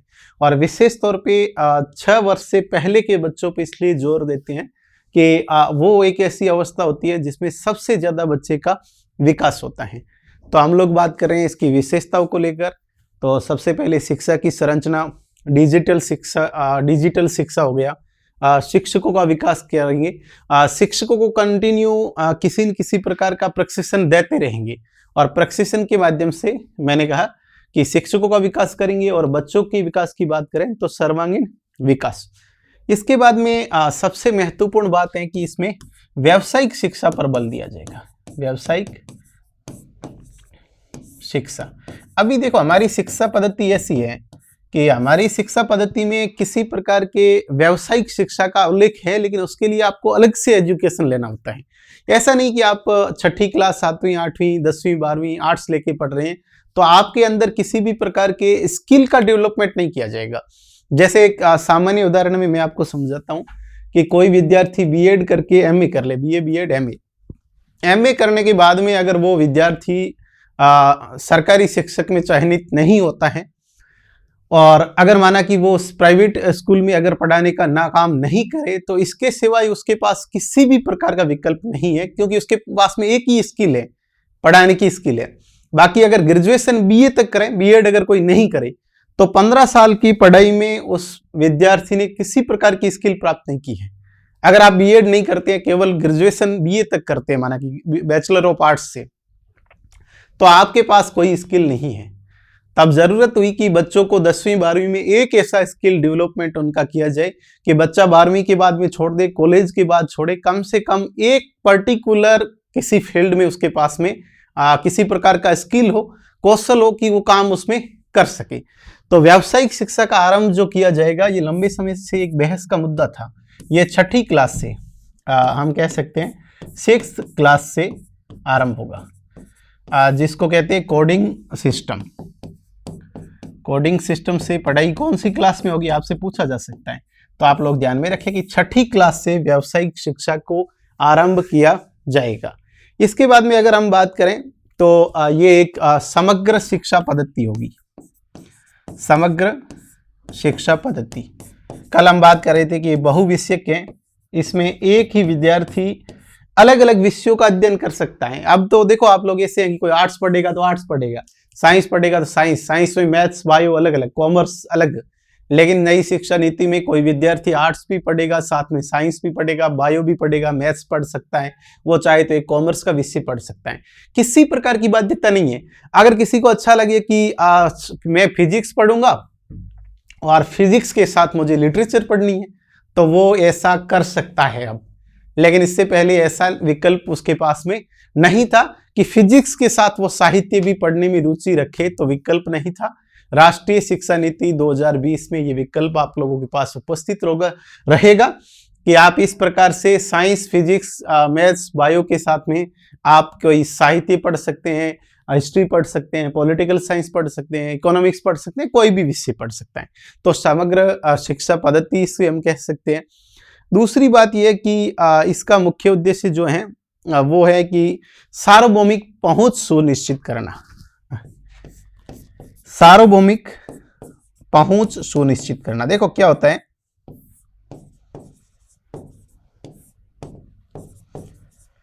अब ये कहती है कि ये उस विद्यार्थी तक पहुंचेगी शिक्षा नीति के माध्यम से जो व्यक्ति, जो बच्चा एकदम वंचित है शिक्षा से। ऐसे कई समुदाय है जहां पे पढ़ाई का कोई लेना देना नहीं है, लेकिन ये कहती है कि हम वहां पे पहुंचेंगे हमारी सार्वभौमिक पहुंच होगी। यूनिवर्सल पहुंच का मतलब ये है कि हमारी रीच उस तक हो कि ऐसा विद्यार्थी रहा है जो आज दिन तक स्कूल नहीं देखी है, उसे भी पढ़ाएं। इसीलिए अपन इसमें देखते हैं दो प्रकार की, व्यावसायिक शिक्षा के साथ साथ इसमें प्रौढ़ शिक्षा का ऑप्शन है। कैसी शिक्षा? प्रौढ़ शिक्षा। तो हमने 4 भागों में इसको जब विभाजित किया था तो हमने देखा कि तीसरे भाग के अंदर प्रौढ़ शिक्षा और व्यावसायिक शिक्षा का उल्लेख किया गया है। तो इसके बाद में हम कह रहे हैं कि सार्वभौमिक पहुंच में अपन देख सकते हैं कि ड्रॉप आउट जो बच्चे हैं, ड्रॉप आउट का मतलब होता है कि ऐसे बच्चे जिन्होंने विद्यालय बीच में पढ़ाई छोड़ दी हो, कोई छठे के बाद में छोड़ दे, 7वीं 8वीं 10वीं 12वीं, तो विद्यालय स्कूल समय में जो भी ड्रॉप आउट बच्चे हैं उनको वापिस एनरोल्ड किया जाएगा, पुनः नामांकित करके उसको विद्यालय से जोड़ने की बात करती है राष्ट्रीय शिक्षा नीति। तो हम लोगों ने देखा कि राष्ट्रीय शिक्षा नीति की विशेषताओं में आपको ध्यान में रखना है कि तो शिक्षा की संरचना, उसके बाद में डिजिटल शिक्षा, शिक्षकों का विकास करता है, व्यावसायिक शिक्षा देने का काम करता है, सर्वांगीण विकास की बात करता है, सार्वभौमिक पहुंच की बात करता है, समग्र शिक्षा पद्धति इसे हम कह सकते हैं। ये सारी विशेषताएं जो हैं, ये विशेषताएं हैं राष्ट्रीय शिक्षा नीति की। तो हम लोग बात कर रहे हैं राष्ट्रीय शिक्षा नीति की विशेषताएं, और इसके बाद में हम लोग बात करेंगे कि राष्ट्रीय शिक्षा नीति के क्या उद्देश्य है, किन उद्देश्यों को लेकर ये राष्ट्रीय शिक्षा नीति आरंभ की गई, इसको लेकर बात करेंगे। देखो मुख्यतः तो ये वही बातें हैं जो अभी हम लोग पढ़ रहे हैं, जैसे समग्र शिक्षा हो गई, इसके अंदर कि क्वालिटी बेस होना, सार्वभौमिक पहुंच सुनिश्चित करना, गुणवत्ता रखना, ये सारी बातें कॉमन है। लेकिन आपसे ऐसा सवाल पूछा जा सकता है कि निम्न में से कौन सा एक उद्देश्य राष्ट्रीय शिक्षा नीति का नहीं है या है। दूसरा, आप लोग इसके अंदर कुछ फैक्चुअल बातें भी याद रखें, जैसे हमने कल बात की कि शिक्षक का अनुपात पूछ सकते हैं, से विद्यार्थी और बच्चों का अनुपात क्या होगा। दूसरा ये है कि एनरोलमेंट के मामले में कुछ अलग अलग लक्ष्यों को तय किया है, उससे भी आपको यहाँ पे देखने की आवश्यकता है। तो सबसे पहले हम उद्देश्य में रखें, तो आप लोग देखो, आप उद्देश्यों में ऐसे लिख लें, कुछ विशेषताएं उद्देश्यों में ही होती है। जैसे ये सर्वांगीण विकास की बात करता है, सर्वांगीण विकास। सर्वांगीण विकास का मतलब है बच्चे का शारीरिक विकास, शारीरिक विकास प्लस मानसिक विकास, हम इसी को कह सकते हैं कि भावनात्मक विकास, बौद्धिक विकास, ये सारे विकास के पहलुओं को छूना सर्वांगीण विकास कह सकते हैं। तो इसका मुख्य उद्देश्य जो है वो सर्वांगीण विकास को लेकर है। दूसरी बात है कि यह तकनीकी शिक्षा पर बल देता है, तकनीकी शिक्षा। तकनीकी शिक्षा में देखिए कि ये मुख्य रूप से ई लर्निंग हो गया आपके, ये पाठ्यक्रम की बात करें तो ई पाठ्यक्रम पर बल देता है। अब देखो ऐसा होगा कि विद्यालयों के अंदर डिजिटल शिक्षा होगी, तकनीकी शिक्षा होगी। अभी हम लोग देखते हैं कि बच्चों को ब्लैक बोर्ड पे पढ़ाते हैं, कुछ विद्यालयों में ग्रीन बोर्ड है, लेकिन अब ये राष्ट्रीय शिक्षा नीति कहती है कि प्रत्येक विद्यालय में हम डिजिटल बोर्ड लगाएंगे और प्रत्येक विद्यार्थी को डिजिटल तकनीकी शिक्षा के माध्यम से जोड़ा जाएगा। तो तकनीकी कौशल को विकास दिया जाएगा। इसमें अगर हम बात करें तो बच्चों को तकनीकी कौशल दी जाएगी, तकनीकी कौशल, एक ऐसी स्किल डेवलपमेंट करना कि बच्चे में टेक्नोलॉजी का ज्ञान बढ़ जाए। तो प्रैक्टिकली व्यवहारिक तौर पे अगर देखें तो इस प्रकार से एक नवाचार किए जाएंगे, इस प्रकार से शोध किए जाएंगे। तो इसी के लिए इसमें शोध की अगर बात करें तो एनआरएफ कल हम बात कर रहे थे, जो हमने बात की है, इसमें शोध या अनुसंधान के लिए एनआरएफ का गठन किया जाएगा, नेशनल रिसर्च फाउंडेशन। तो नेशनल, आपसे पूछा जा सकता है कि नेशनल रिसर्च फाउंडेशन क्या है, तो आप लोग ध्यान में रखें कि नवाचार और शोध के लिए एक संस्था की स्थापना की जाएगी। इसका मुख्य उद्देश्य होगा नवाचार कैसे किए जाए, नए शोध को बढ़ावा कैसे दिया जाए, अनुसंधान को कैसे बढ़ावा दिया जाए। इसके लिए एक संस्था जो होगी नेशनल रिसर्च फाउंडेशन की स्थापना की जाएगी। इसके बाद में हम लोग बात कर रहे थे कि शिक्षकों का इसमें विकास किया जाएगा, और शिक्षकों को विकास के लिए एक तो आप लोग ध्यान में रखें कि कल हम बात कर रहे थे कि शिक्षकों को नियमित रूप से प्रशिक्षण दिया जाएगा, शिक्षकों का विकास। और इसमें हमने एक तो बात कही है कि हमने बात की कि इनको प्रशिक्षण दिया जाएगा और ये प्रशिक्षण निरंतर होगा, जिससे कि शिक्षक स्वयं को तकनीकी ज्ञान, डिजिटल ज्ञान से प्रशिक्षित किया जाए। दूसरी बात है कि आने वाले समय में शिक्षकों की भर्ती के लिए 2030 में ऐसा करेंगे कि 4 वर्षीय डिग्री को अनिवार्य कर देंगे। 4 वर्षीय जो डिग्री है उसको अनिवार्य बनाएंगे, अनिवार्य होगी। ये जो है आगे किया जाएगा, 2030 से ऐसा किया जाएगा। तो नियमित रूप से प्रशिक्षण, अब दीक्षा एक ऐप है, उसके माध्यम से दी जाती है ट्रेनिंग। दीक्षा ऐप का यही है, जैसे कर्मयोगी ऐप है, ये 2 ऐसे ऐप है जहाँ पे केंद्र सरकार प्रशिक्षण देने का काम करती है। तो आप लोग सोचें कि मुख्यतः प्रशिक्षण जो दिया जाएगा वो ई लर्निंग को बढ़ावा देगा, ई लर्निंग। और प्रशिक्षण जो ट्रेनिंग होती है वो भी इंटरनेट के माध्यम से ही ऑनलाइन करवाई जाएगी, मतलब वर्चुअली ज़्यादा होगा। दूसरा, शिक्षकों में नवाचार करने के लिए एक सतत व्यावसायिक शिक्षा, जिसको CPD कहते हैं, CPD, सतत व्यावसायिक शिक्षा को बढ़ावा दिया जाएगा। सतत व्यावसायिक शिक्षा मतलब इसका मतलब ये है कि किस फील्ड में जो है सतत रूप से रोजगार मिलता हो, तो ऐसी शिक्षा शिक्षकों में नवाचार के लिए आरंभ किया है। शिक्षक स्वयं में नवाचार होगा तभी तो होगा। शिक्षक में नवाचार करेंगे, उसको डिजिटल शिक्षा देंगे तभी वो बच्चों को दे पाएगा। लेकिन अभी वर्तमान में आप स्कूलों में देखेंगे कई ऐसे शिक्षक आपको मिलेंगे जिनको कंप्यूटर ऑन ही नहीं करना आता है, और RSCIT के कोर्स करवा दिए शिक्षकों को, शिक्षकों ने कोर्स भी कर दिए RSCIT के, लेकिन पुराने शिक्षक जो हैं वो अब कंप्यूटर का नॉलेज ले नहीं सकते, चला नहीं सकते, सीधी सी बात है। तो जब उनके पास में नहीं होगा तो राष्ट्रीय शिक्षा नीति में कैसे वो तकनीकी ज्ञान देंगे। इसके लिए सतत व्यावसायिक शिक्षा, शिक्षकों में नवाचार हेतु CPD लागू किया जाएगा। दूसरा है कि करियर मैनेजमेंट प्रोग्रेस जो है, उत्कृष्ट जो शिक्षक होंगे उन शिक्षकों का सम्मान किया जाएगा। जो शिक्षक निरंतर रूप से अच्छा काम करेंगे उनको मैंने कहा है कि जो है विशेष रूप से सम्मानित किया जाएगा, जिसको EMP कहते हैं अपन, CMP, career management and progress. एक CPD और एक CMP, ये यहाँ पे लिख देते हैं, कैरियर मैनेजमेंट। ये आपसे पूछा जा सकता है क्या है CMP CPD, कैरियर मैनेजमेंट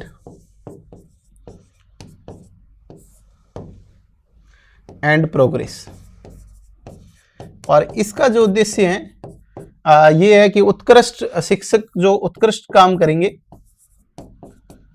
उनको सम्मानित किया जाएगा। हालांकि आज भी सम्मानित करते हैं, लेकिन इसमें कुछ अलग मापदंड रखे जाएंगे जिसके आधार पे, तो CPD CMP का संबंध शिक्षकों के विकास को लेकर है। अब एक इसमें और है, विशिष्ट शिक्षक करके शब्द का प्रयोग किया है, तो आप लोग ध्यान में रखना कि विशिष्ट शिक्षक भी नियुक्त होंगे। और विशिष्ट शिक्षक का मतलब है कि दिव्यांग जो लोग हैं उनके लिए, दिव्यांग के लिए हम कह सकते हैं कि विकलांग लोग जो हैं उनके लिए, तो विकलांग या दिव्यांगों के लिए एक विशिष्ट शिक्षक लगाए जाएंगे। तो आप लोग ध्यान में रखें।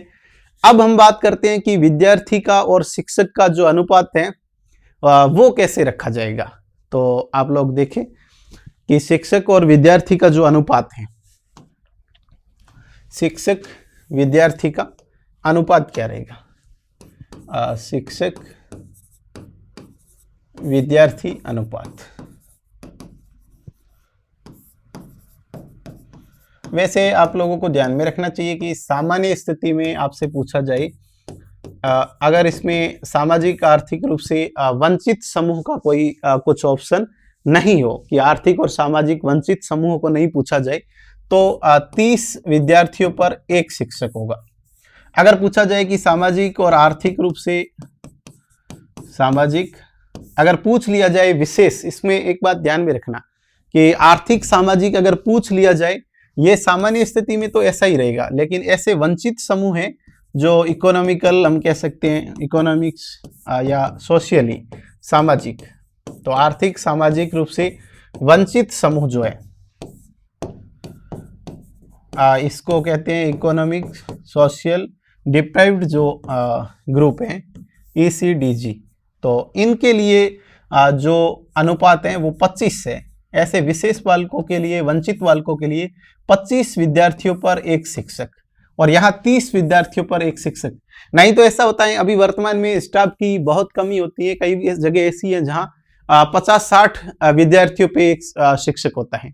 तो ऐसी स्थिति में शिक्षक भी विद्यार्थियों को अच्छे से लर्निंग नहीं करवा पाते हैं। तो शिक्षकों का अनुपात जो है, हालांकि अभी भी अनुपात तय कर रखा है, लेकिन राष्ट्रीय शिक्षा नीति में विद्यार्थी शिक्षक विद्यार्थी अनुपात जो है वो इस तरीके से रखा जाएगा। तो आप लोग ध्यान में रखें कि PTR क्या है, आपसे पूछा जा सकता है। PTR में 2 आंकड़े याद रखने, अगर आर्थिक सामाजिक वंचित समूह का पूछे तो 25 पर, और अगर पूछा जाए कि सामान्य स्थिति में पूछा जाए तो आपको 30 पर 1 की बात करनी है। तो ये इस प्रकार से मैंने कहा है कि इसके अंदर शोध और नवाचार पर विशेष बल दिया जाएगा। ये एक विशेषता हो गई। अंतिम आप इसमें एक और उद्देश्य में लिख दें कि यह शोध और नवाचार पर बल देगा, नवाचार पर बल। इसके लिए हमने कहा कि शिक्षकों को डिजिटल रूप से प्रशिक्षित किया जाएगा, और जिसमें विशेष तौर पे दीक्षा ऐप के माध्यम से शिक्षण के हम कह सकते हैं कि शिक्षण के नए तरीके बताए जाएंगे। शिक्षण के नए तरीके विकसित करना। एक आपसे पूछा जा सकता है, मैंने कहा कि दीक्षा जो ऐप है विशेष उस पर, तो आप लोग ध्यान में रखें कि दीक्षा ऐप के माध्यम से ट्रेनिंग देने का काम करेंगे, the digital infrastructure for knowledge sharing. तो digital infrastructure for knowledge sharing आप लोग नई स्क्रिप्ट पे देख लें। डिजिटल दीक्षा जो है उसकी फुल फॉर्म ऐसे रखी गई है, डिजिटल इंफ्रास्ट्रक्चर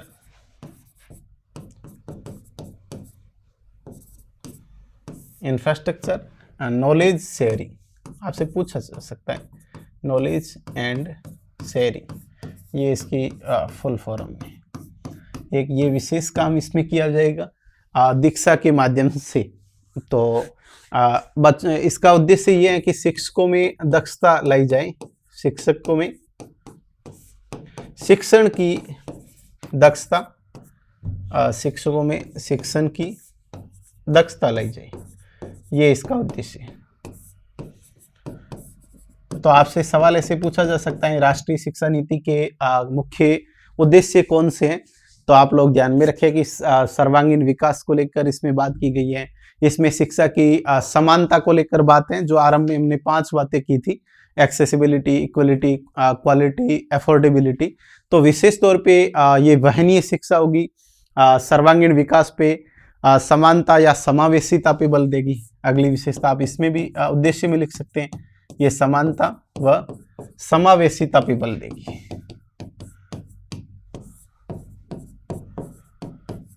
ये हमने कहा कि सर्वांगीण विकास की हमने बात कर ली है, गुणवत्ता शिक्षा पर बल देगी। इक्विलिटी एंड क्वालिटी दोनों की बात करता है, गुणवत्ता पर बल। दूसरी अगली अगर हम बात करें तो इसके माध्यम से जो है तकनीकी और व्यावसायिक शिक्षा पर विशेष बल दिया जाएगा। तकनीकी व व्यावसायिक शिक्षा पर बल, व्यावसायिक शिक्षा पर बल। और ये समय की परिस्थिति की आवश्यकता है कि सब कुछ, मैंने कहा कि तकनीकी पर निर्भरता बढ़ रही है। ऐसी स्थिति में जरूरी भी है कि तकनीकी और डिजिटल शिक्षा, व्यावसायिक शिक्षा पर बल दिया जाए। आपसे पूछा जा सकता है कि व्यावसायिक शिक्षा को लेकर अगर बात करें तो व्यावसायिक शिक्षा जो है वो कहाँ से शुरू होती है। तो आप लोग एक बात ध्यान में रखें कि 6th क्लास से ये आरंभ होगी, व्यावसायिक शिक्षा 6th क्लास से। तो विशेष तौर पे इस बात का ध्यान में रखें। हमने कहा हम बात कर रहे हैं कि इसके उद्देश्य जो हैं किस प्रकार के हो सकते हैं। तो आप लोग ध्यान में रखें कि इसमें विशेष तौर पे तकनीकी व्यावसायिक शिक्षा पर बल दिया जाएगा। शिक्षा का सार्वभौमिकीकरण, अब इसमें आप लोग 2 चीजें ध्यान में रखें कि शिक्षा के सार्वभौमिकरण में कुछ लक्ष्य आपको याद रखने होंगे। शिक्षा का सार्वभौमिकरण क्या है? देखो कि इसका मतलब ये है कि हम विद्यार्थियों को विद्यालय से किस प्रकार से जोड़ सकते हैं। तो इसमें GER विशेष होता है, आप समझे। GER का मतलब होता है कि जो ग्रोस एनरोलमेंट होता है, ग्रोस एनरोलमेंट अपन कह सकते हैं रेशियो। तो सकल नामांकन अनुपात, सकल नामांकन अनुपात जो है इसको बढ़ाया जाएगा। ये इसका मतलब ये होता है कि कुल विद्यार्थी है उसमें से विद्यालय के अंदर नामांकित कितने बच्चे हैं। तो हर साल विद्यालय को अलग अलग एनरोलमेंट का लक्ष्य मिलता है, लेकिन विद्यालय स्तर पर हम इसे 2030 में पूरा प्राप्त करेंगे। तो आप लोग ध्यान में रखना कि GER में 2030 तक विद्यालय स्तर का अगर पूछा जाए कि स्कूली शिक्षा में 100% नामांकन का लक्ष्य 2030 तक प्राप्त करना होगा। ये आप फैक्ट बहुत अच्छे से रट के जाए।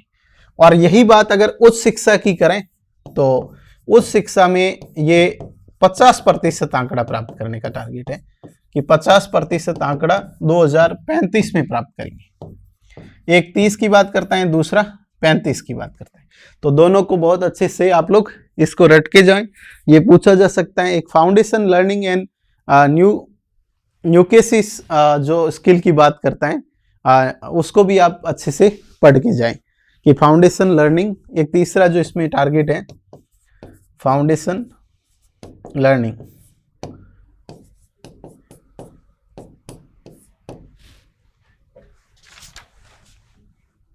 फाउंडेशन लर्निंग न्यूकेसिस स्किल। तो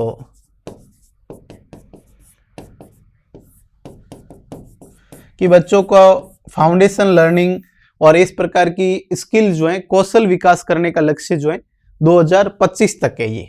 तो 3 लक्ष्य हमारे सामने है, एक 2030 तक स्कूली शिक्षा में, एक 50% उच्च शिक्षा में 2035 तक, और फाउंडेशन लर्निंग का अगर पूछा जाए तो 2025 तक। तो तीनों को आप बहुत अच्छे से याद रखें क्योंकि यहाँ पर इस प्रकार का कोई सवाल पूछ सकते हैं। दूसरी मैंने कहा कि उद्देश्यों में हमने बात की है कल कि एक वहनीयता, एफोर्डेबिलिटी होनी चाहिए, मतलब सभी की पहुंच सुनिश्चित की जाए। और दूसरी बात है कि पहुंच, इसका मतलब ये हुआ कि इसको पढ़ाई को ज़्यादा से ज़्यादा किफ़ायती बनाया जाए और इसके लिए प्राइवेट और सरकारी स्कूलों को एक ही प्लेटफॉर्म के नीचे लाया जाएगा। सरकारी व प्राइवेट संस्था को, अब ऐसे नहीं कि प्राइवेट संस्थान मनमानी फीस लेंगे, नहीं, संस्थाओं को एक प्लेटफॉर्म में लाना और फीस को संस्थाओं को एक प्लेटफॉर्म के नीचे लाना, के नीचे लाकर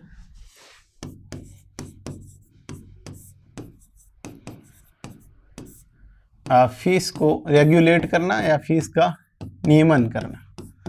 ये अच्छे से ध्यान में रखें, ये विशेष तौर पे इस पे बल दिया जाएगा कि फीस को रेगुलेट किस प्रकार से किया जाता है। तो उत्तरदायित्व को बढ़ाना, पारदर्शिता बढ़ाई जाएगी, उत्तरदायित्व व पारदर्शिता बढ़ाना।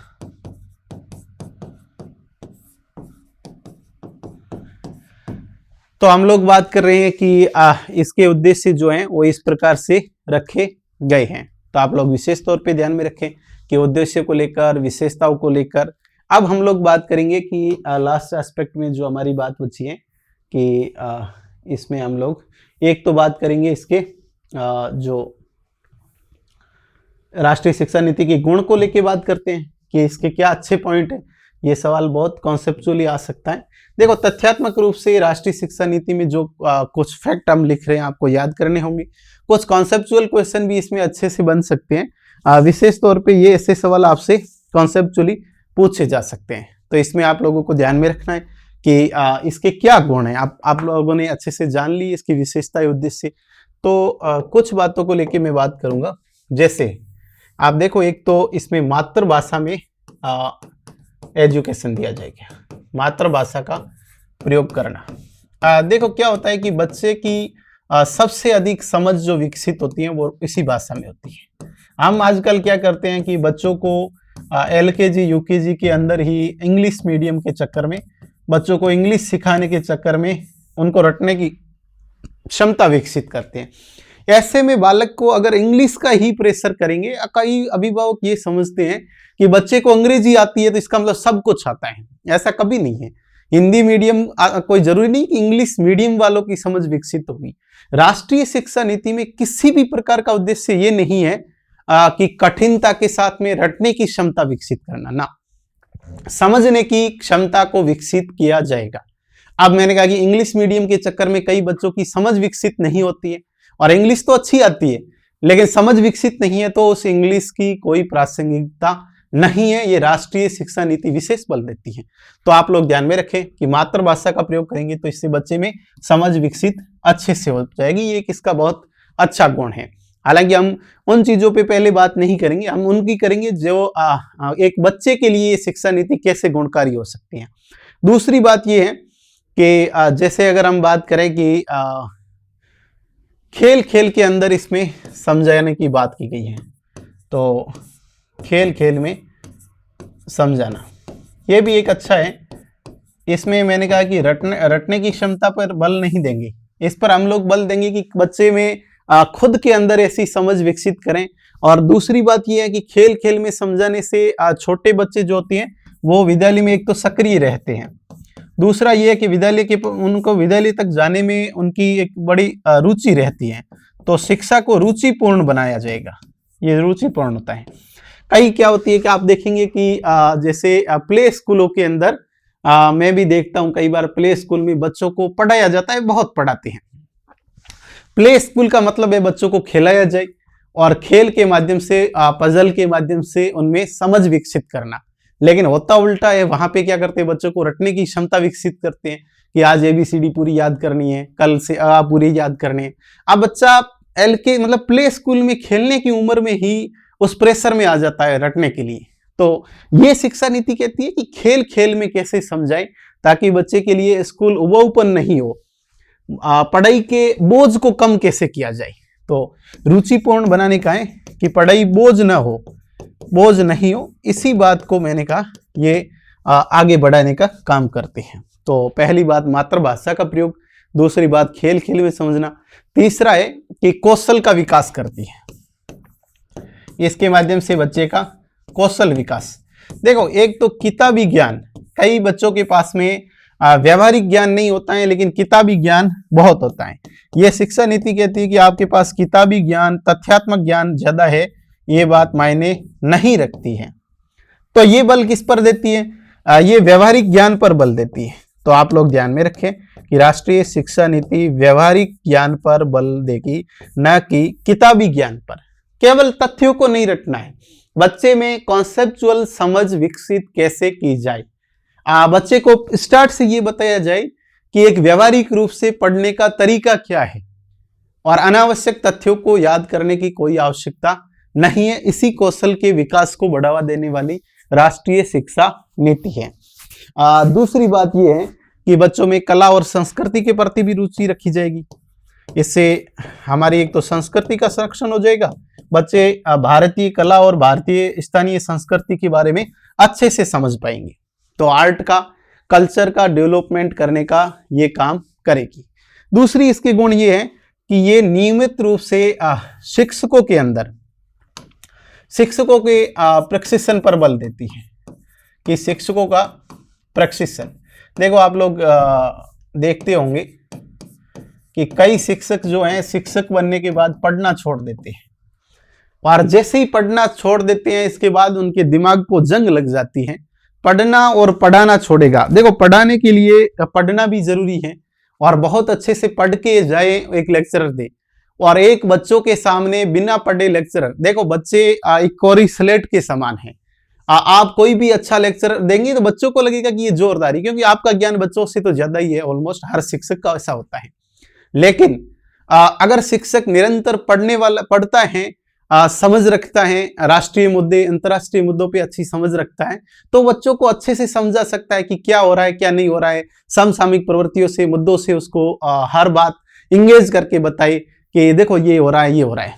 और दूसरी तरफ अगर बात करें तो मैंने कहा कि शिक्षक पढ़ना बंद कर दें तो शिक्षक के दिमाग में जंग लग जाती है, और अगर जब शिक्षक के दिमाग में जंग लगेगी तो हजारों लाखों विद्यार्थियों के दिमागों को भी जंग लगेगी, उनके बच्चों को, उन बच्चों का कभी दिमाग अच्छे से विकसित नहीं हो पाएगा।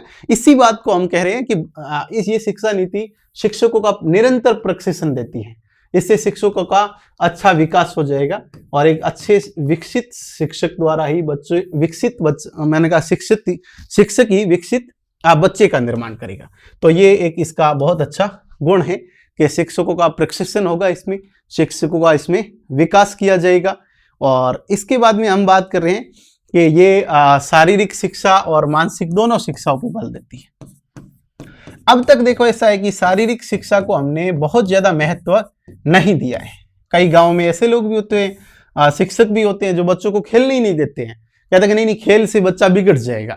और मैंने कहा कि ये कहते हैं कि नहीं, अगर किसी बच्चे की रुचि किसी खेल में है, किसी स्पोर्ट्स में है, तो वो खेल के अंदर भी अपना करियर बना सकता है।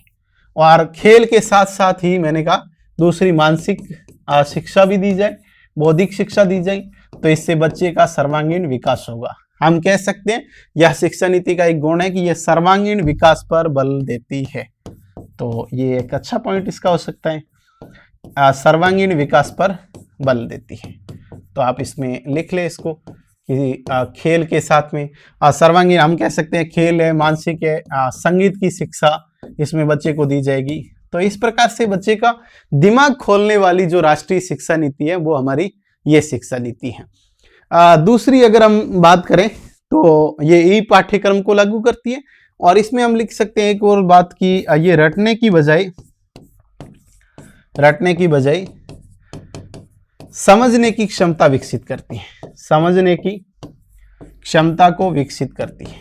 तो क्षमता को विकसित करती है, ये भी एक अच्छा पॉइंट हो सकता है।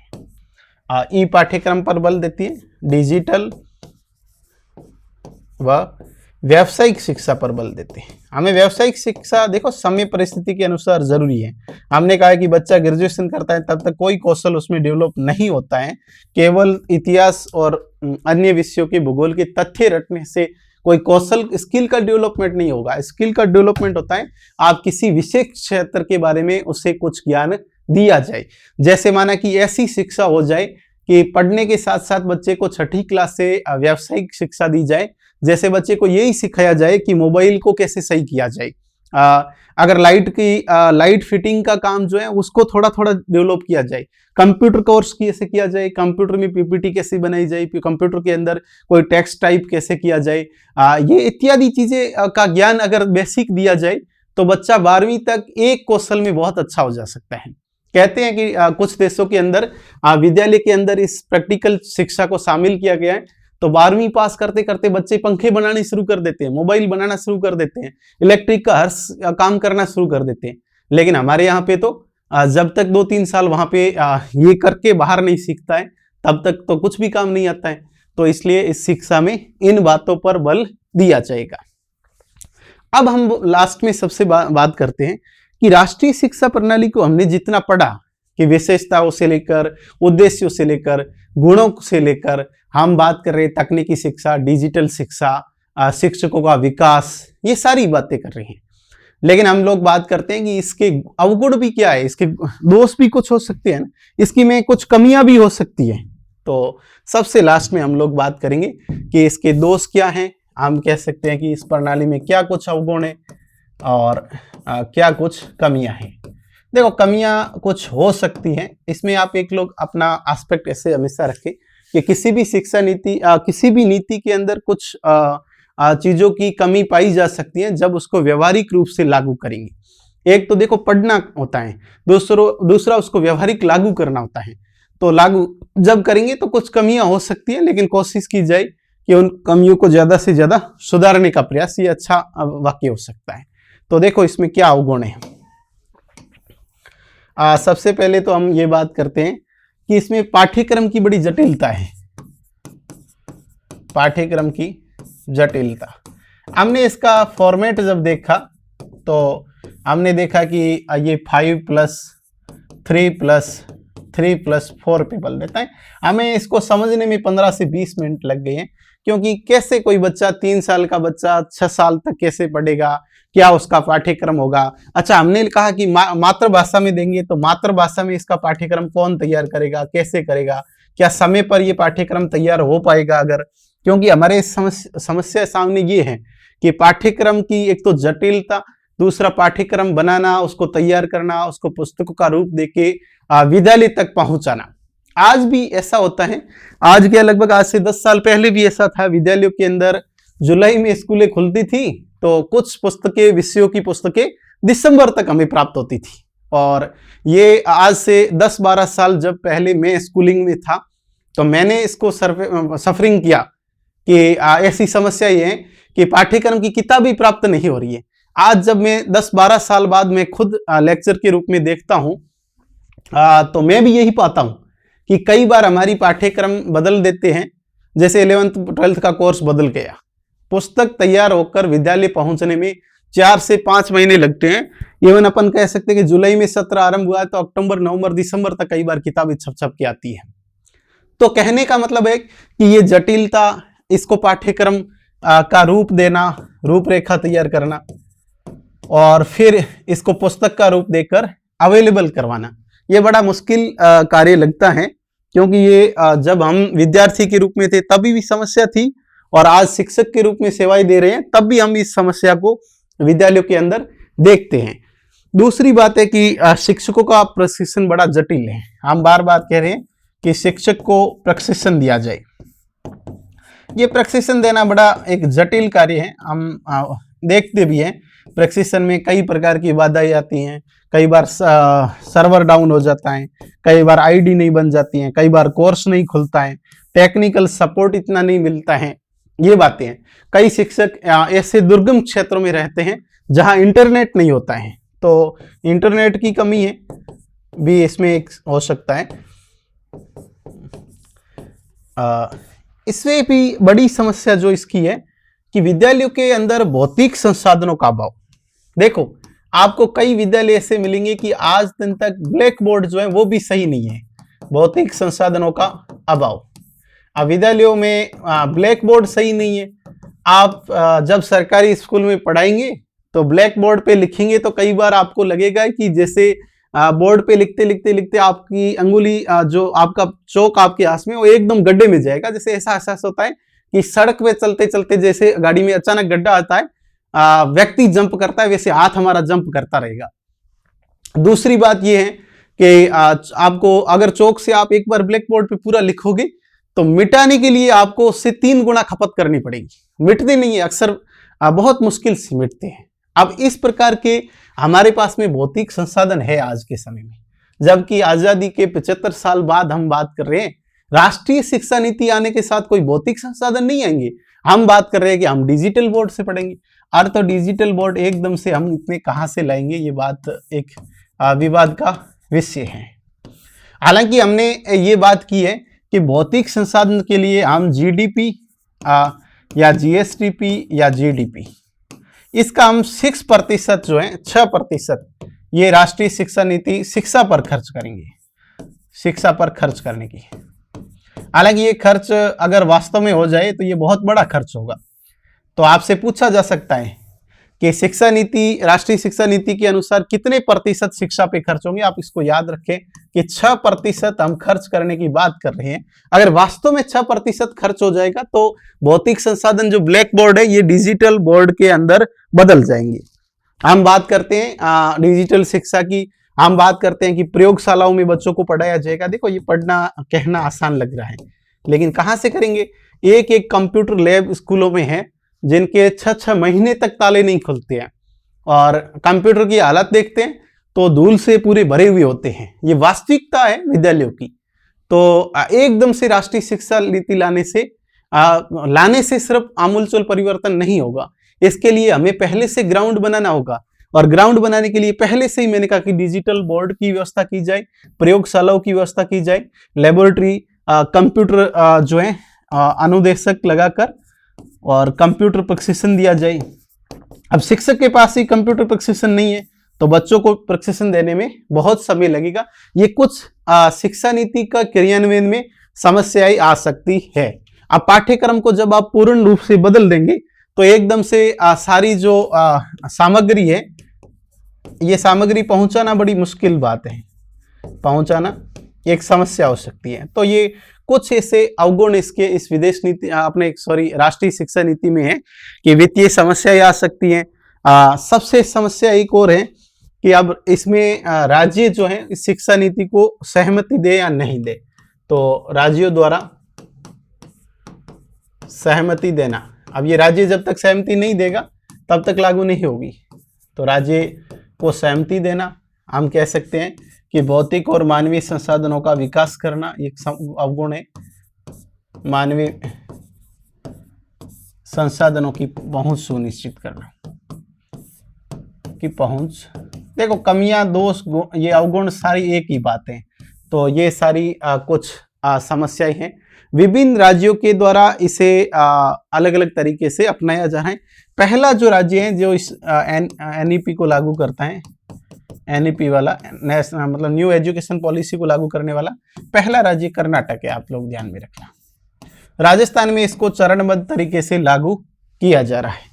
तो हम लोगों ने सारी अच्छे से बातें की कि किस प्रकार से राष्ट्रीय शिक्षा नीति को लागू किया जा सकता है, किस प्रकार से इसमें जटिलता हो सकती है, क्या इसके गुण हो सकते हैं। ये सारी बातें हमने इस क्लास में की है आज की। और उम्मीद कर रहा हूं कि आप लोगों को ये एक थोड़ा लंबा सेशन हो गया, इस सेशन में अच्छे से समझ आ जाएगा। और अपना देखो, राष्ट्रीय शिक्षा नीति के तथ्यों को याद करने के साथ साथ इसकी समझ को विकसित करना बहुत जरूरी है। तो आगामी कई परीक्षाओं में इस प्रकार के क्वेश्चन आपको मिलेंगे, चाहे वो रीट L1 L2 वाले विद्यार्थी हो या द्वितीय श्रेणी प्रथम श्रेणी वाले शिक्षक भर्ती की तैयारी करने वाले विद्यार्थी। असिस्टेंट प्रोफेसर के इंटरव्यू में विशेष तौर पे इसके बारे में सवाल पूछे जाते हैं। तो आप लोग बहुत अच्छे से पढ़ते रहें, मस्त रहें। धन्यवाद प्यारे विद्यार्थियों।